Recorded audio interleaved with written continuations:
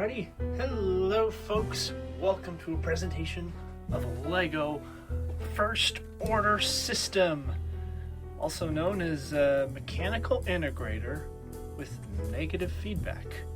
If that sounds like jargon, don't worry, I'll explain it, but first let's cut to the chase and turn this thing on.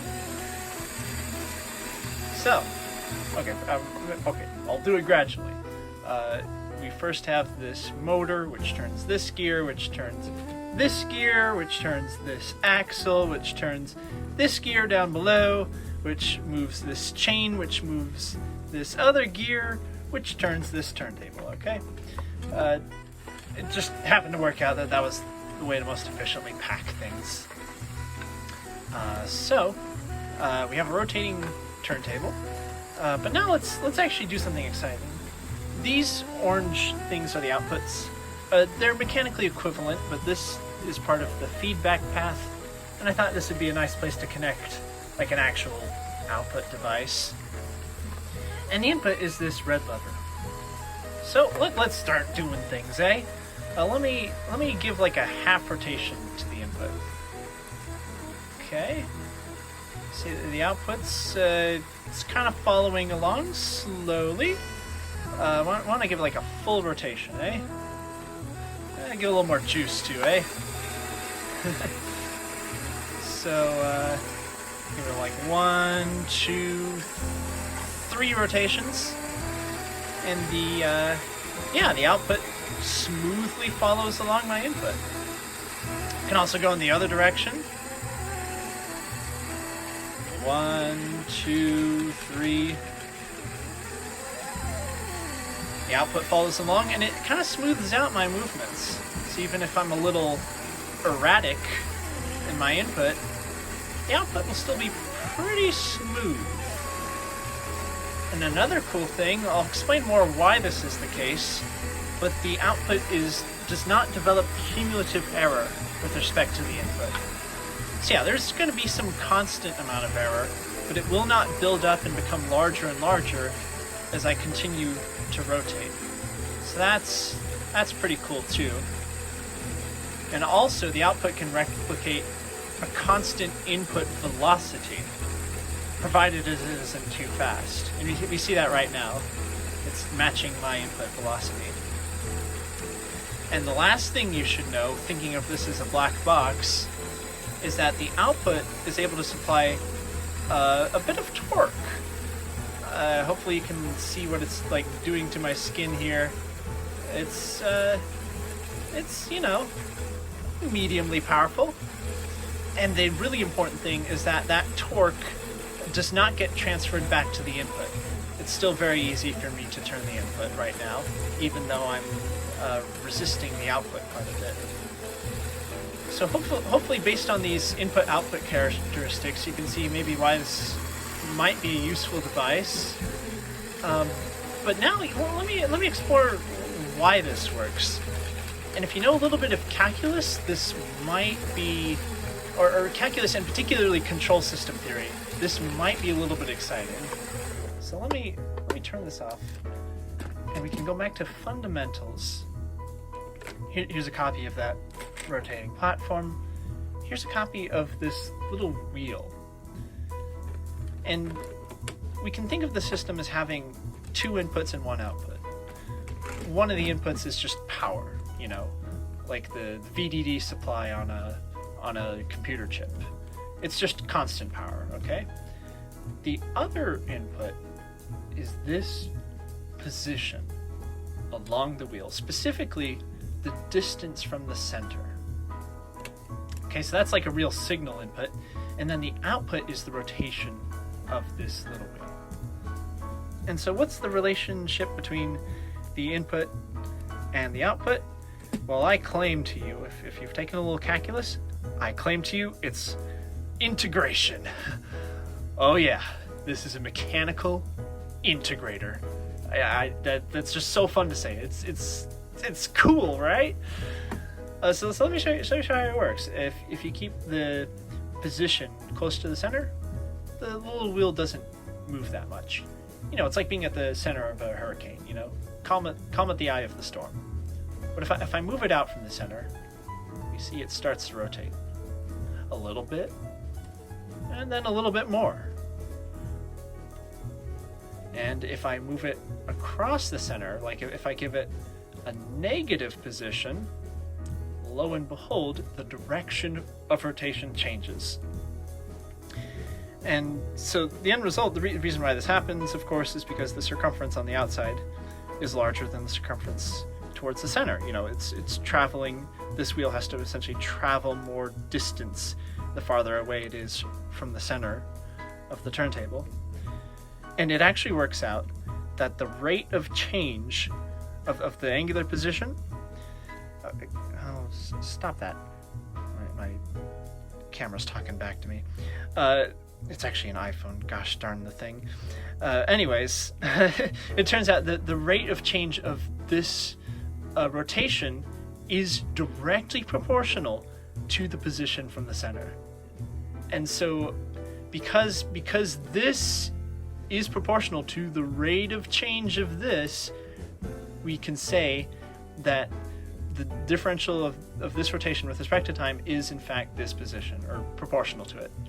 And you can do the reverse and say that this rotation, or this angular position of the output is in fact the integral of the input. And so that's pretty cool. That's how you do mechanical integration. And I'm not even making this up. I mean, it should be obviously true, but also they actually use devices like these in colleges to approximate integrals. I don't know, for rocket calculations or something. I don't know what people did in the 50s, but they had devices like this. It's very, very interesting. And so that's mostly all of what's happening here. Obviously, there's a lot more stuff to actually implement it. For example, I already showed you how the power input works, but like for instance, how do you control the horizontal position? Well, I have a gear rack set up.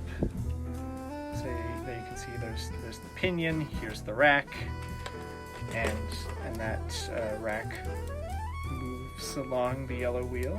Okay. And then another piece is getting the output, the rotation. It turns out these axles are a little bendy, so it'd be a little inconvenient to use long axles. So instead I have this rotating drum up top, and that can rotate as the yellow wheel rotates. And the drum takes the rotation through these chains down here, where it can be used to power a device. Or the one thing I haven't talked about yet is that it goes through these gears onto the feedback path. And so the way the feedback path works is this is a differential gear, and what the differential gear does is it essentially sums these two inputs together to create this output. Now obviously there's no there's no preferential treatment. Like this could also be considered an input.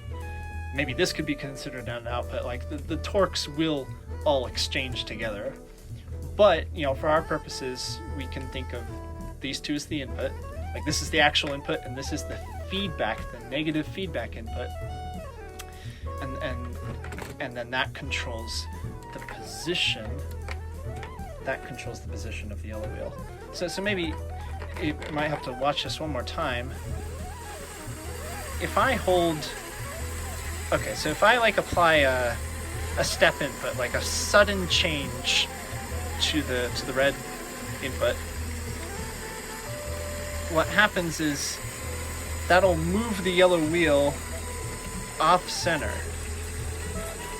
But as soon as I stop moving the red input, the yellow wheel, thanks to the negative feedback, will want to return to center. And that's really all the negative feedback is. Causing the yellow wheel to return to center, causing this to rotate less and less and less. And actually, because the current position is related to the rate of change, of itself through this feedback path, it so turns out that that fun little number, that transcendental number E, comes up.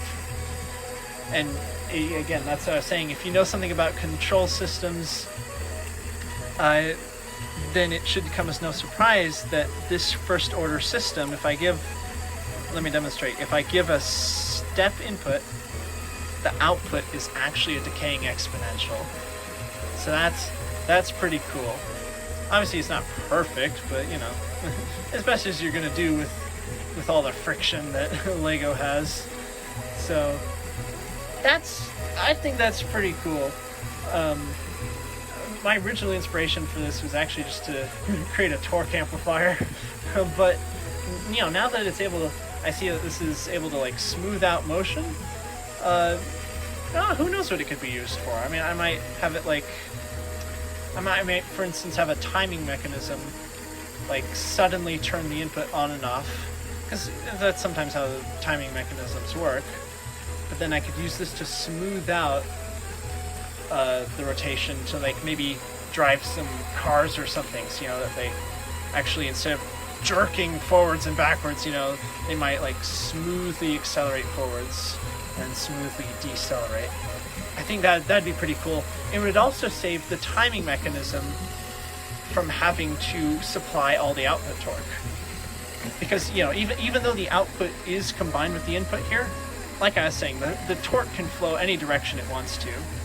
So it ends up turning out that the maximum torque you'll ever need to apply to this red input is the amount of torque needed to slide the yellow wheel. Okay, it doesn't matter what this orange input is doing. The weakest link, the differential will allow the torque to flow to the weakest link, which is going to be this sliding here. So yeah, as I was demonstrating earlier, I can actually amplify torque here, which is also a really potentially useful property of this mechanism. Anyways, I hope I didn't bore you to death. I think this is a really interesting thing to hold in your hands. I started designing it in CAD, but with these mechanical systems, there's a lot of in-person modifications that happen, and that's okay. So yeah, here it is, and I just caught a wire in the feedback path. The only other thing I'll say is to all your Minecraft people out there, okay, yeah, I'll give you some credit. Minecraft is like, you know, it's a good survival game, and you know, figuring out how redstone contraptions work, like that's, you know, it's a fun puzzle, you know, open-ended puzzle. But you can't make stuff like this. I'm sorry. You need the physics engine known as reality to come up with stuff this cool. I'm sorry. I mean, no disrespect to the game. It's a good game, but you know, it's a way to tinker with mechanical systems. You gotta go with physical. I'm sorry. It's just how it is. Again, fun redstone contraptions can be fun, but you can't do this. Okay. Anyways, that's a small rant, but no, not even a rant. Just something I wanted to get off my chest. But yeah, I should end this video sooner rather than later. Here we are. Au revoir tout le monde, and have a good night.